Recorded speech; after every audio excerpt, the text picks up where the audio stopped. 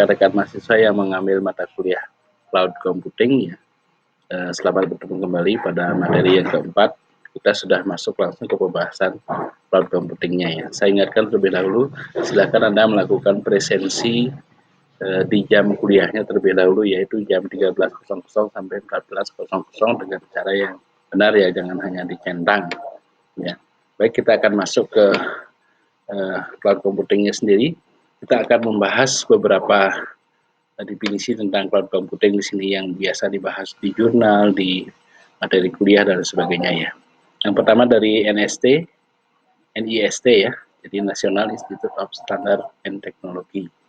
Jadi cloud computing di sini adalah sebuah model yang memungkinkan kenyamanan akses jaringan sesuai dengan kebutuhan dalam suatu wadah dengan sumber daya komputasi yang dapat dikonfigurasi seperti jaringan, server, penyimpanan, aplikasi dan servisnya, yang dengan cepat itu dapat diterapkan dan dirilis dengan usaha, manajemen, dan interaksi penyedia layanan yang minimal.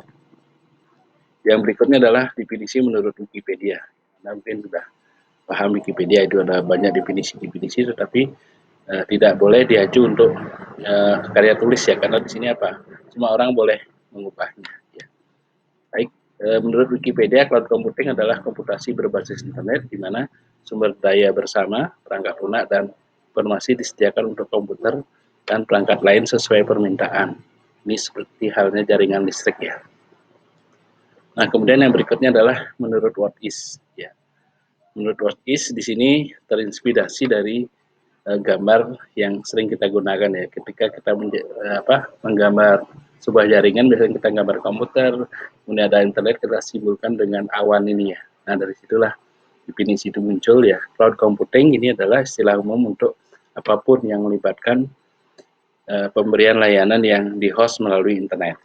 Nah, kemudian yang menurut Berkeley, di sini cloud computing itu mengacu pada aplikasi yang dikirim sebagai layanan melalui internet dan perangkat keras yang perangkat lunak dan perangkat lunak ya, sistem di pusat data yang menyediakan layanan tersebut.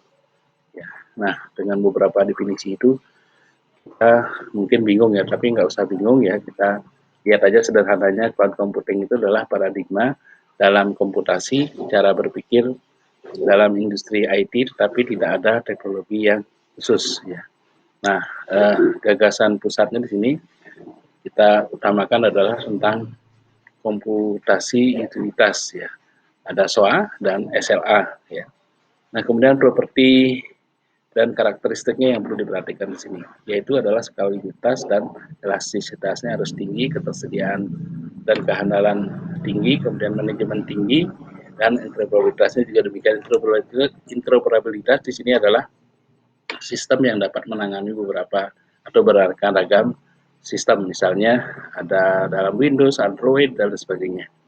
Kemudian akses dan portabilitasnya juga harus tinggi, performan dan optimasinya juga harus tinggi. Ya. Nah, sehingga yang perlu diaktifkan di sini adalah tentang virtualisasi, komputasi, dan layanan web. Nah, ini yang menggambarkan yang tadi ya, yang karakteristiknya tadi ya, yang saya jelaskan sebelumnya. Nah, kemudian perspektif dari user ini yang perlu diperhatikan. Mereka tidak peduli bagaimana cara kerja mereka, tidak perlu tahu masalahnya gitu ya. Lebih concern dengan apa yang mereka dapatkan, tidak peduli dengan bagaimana cara dan apa yang dilakukan, lebih concern ke kualitas layanan.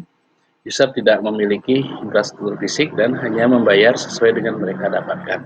Nah, sehingga layanan di sini menjadi hal yang utama ya. Layanan itu apa? Ya, sesuatu yang kita berikan ya, baik itu harus mandiri dan sebagainya. Baik, demikian rekan-rekan mahasiswa penjelasan singkat materi keempat daripada cloud computing ini. Silakan baca materinya lengkapnya di slide dan kerjakan kuisnya. Demikian, terima kasih, selamat siang.